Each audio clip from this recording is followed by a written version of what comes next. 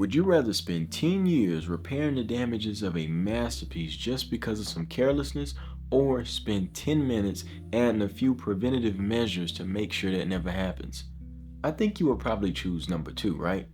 Well, the thing is, a lot of us sabotage our own lives. A lot of us go through a lot of things and they could be avoided.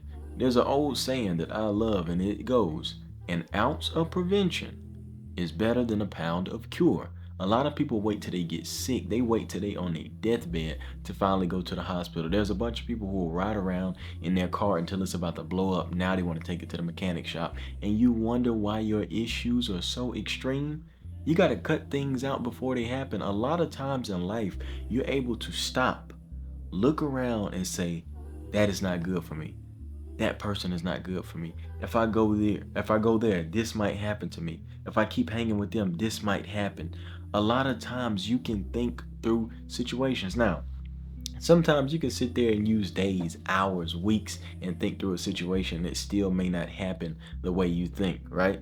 But at least you tried to see a way through it. At least you could give yourself a pat on the back for that, because that's happened to me before. I've thought something about a person, I've thought something about a situation, right? And it happened a whole nother way, but that also taught me to not have so many expectations. Have expectations for myself, trust people to be who they are. If I see a snake, that's a snake. If I see a dog, that's a dog. I'm not looking at the snake going, hey, look at the cute puppy, and then it bite me. No, I've already took the preventative measure. That is a snake. Even if I'm not afraid of it, it's still a snake. I see it there, right? So you have to prepare yourself for situations so you just don't fall into unnecessary fire. Because that's the thing about life that I've realized. You got to go through stuff regardless. Going through things is a beautiful thing, right? When you're getting chiseled down, don't look at it as you getting broken down. You're getting chiseled down so the real artwork is being able to show itself. But a lot of times you could speed up that process by 5, 10 years, and I'm being very extreme, but you could speed up that process by 5, 10 years if you don't stop going into these dips, right? Let's say your goal is here. You could literally take a trajectory like this.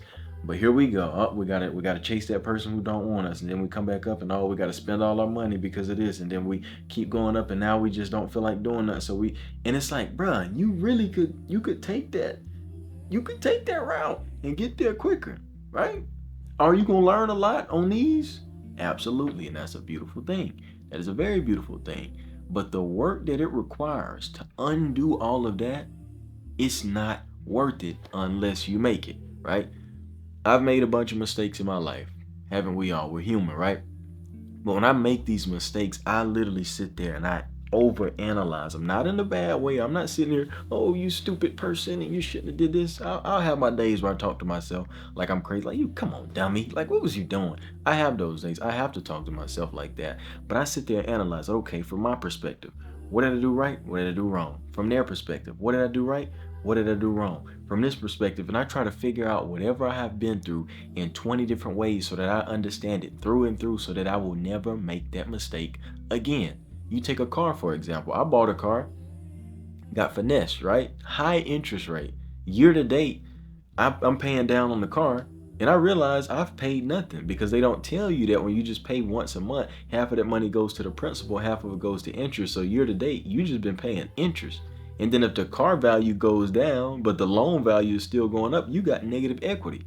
I didn't know all of that upon purchasing a car. I've fixed that situation now, but they don't tell you that type of stuff. If somebody would have told me that, if I would have did the research for that, I could have prevented throwing $15,000 down the drain. Now, when I look at it, I always find a way to finesse life and look at the better outcome or something. I'll sit there and tell myself, yeah, I just leased a car for a year and then I gave it back since I have nothing to show for it if I was to get rid of it. Like, I'm always, the mental gymnastics, I can do that all day. Now, when it comes to taking reality and being real, I don't have no problem with that either. But what really made me want to make this video is the other night, I'm sitting there on my computer and I'm editing, and I had took a little cheat week, and start eating some BS. And I got this dilemma that I have every now and then. There's certain things that I can eat that make me feel absolutely terrible, and they don't even necessarily have to be unhealthy foods.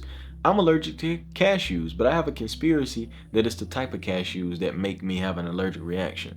So I try cashews and I break out, and then I try another brand and I break out, and then I try unsalted and I break out, then I try honey roasted, and I still break out, and I blame it on something else, because it's like every time I try the cashews, I also try something else that's outside of my normal palate that would probably make me react that way. But the verdict is I'm allergic to cashews. I mess up pistachios, so forget it.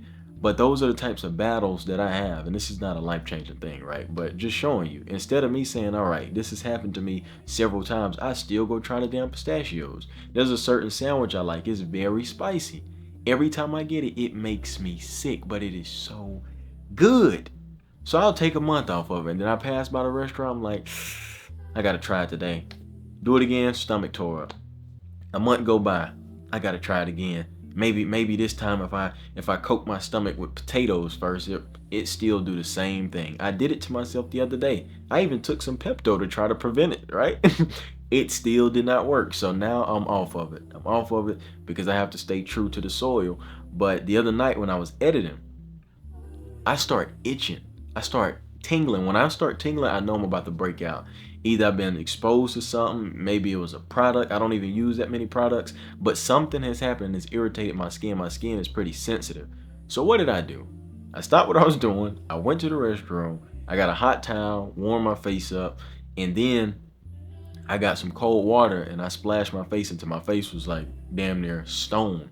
And then I took some clay. I got a clay mask, rubbed the clay mask on there, went to sleep with the clay mask on, which you're not supposed to do. And when I woke up, bro, my face felt so good. I woke up in the morning, and I forgot to mention, before I went to sleep, I rubbed my skin so much that my face started to like web up because it was just irritated, and I was kind of scratchy. I wasn't clawing my face, but just too much. It caused like webs on my face and my neck. But when I put the clay mask on there and I went to sleep, I woke up and I rubbed my face, and it was like my face had got scraped off. It was so smooth and I felt so good. So I go look in the mirror. I got clay mask here, clay mask here. It's blotchy because I've been sleeping and rolling around. But when I got up and washed the clay mask off, it was gone. So I still don't know what happened, but instead of me allowing it to just happen, I attacked it as soon as it showed signs. Now, those revelations come to be in my life all the time, and it's those simple things that's how I kind of navigate life. I take everything as some sort of sign or as some sort of lesson, right? And that's just what it is. And it is crazy too, because I had just got the package in. I ran out of my clay mask from T. Chanley, if y'all didn't know. That's the skincare that I use, the skincare brand that I use. If you're looking for skincare, it's pretty solid. If you click the link in the bio, you get 40% off on the first box. You sign up, get 20% off for life, and you get a free gift. You know what I'm saying? I recommend starting with the level 1 box. So you get the moisturizer, the cleanser, AM moisturizer, PM. You get an exfoliating scrub, and yeah, it's some pretty smooth stuff. You know what I'm saying? I stand by it. I actually use it, and you see the face. But the timing of things, it's just be hilarious to me, bro. It's just be hilarious to me because they had just emailed me about a new product that I wanted to try out, and then a few days later, I'm over here, you know what I'm saying, scraping my damn skin off because I don't know what the hell attacked me, but you know what I'm saying? But yeah, if you're looking for skincare, definitely check it out. It's pretty solid. But I just want y'all to really understand the power of neglect and how things can build up in your life. And that goes for physical, mental, anything, financial, spiritual. But when you see a problem and you ignore it, that problem is steady growing, because life has this funny way of feeding issues, feeding problems, or whatever you want in life. It has this funny way of feeding things. Like I said, the car, for example, you hop in your car and the car rattling, you're like, next week I'll check it out. And then the next week you got a rattle over here and a rattle back here. And you're like, what the hell? You're like, you know what? I'll go get it next week. Now this tire up front is messed up. You don't want to mess with it either. You're gonna wait the next week, and now the tire in the back is messed up. So you know what? I'm gonna just go ahead and fix the tire. You fix this tire, now this tire messed up. You're like, well, damn, man, now I gotta fix this tire back here. You fix that tire, now that one up front mess up. You like, damn, I can't catch a break. So now you go get an oil change, and they tell you that your battery bad and some more stuff. And it's like, bro, why is life piling up on me? Because you're not dishing things out the way you're supposed to. When you steady cutting things off the top and you steady chopping things down at a nice rate, when you steady preventing things and taking those preventative measures, life doesn't attack you all at once. That's why it's so important to not overwhelm yourself, for one, because that's what we do.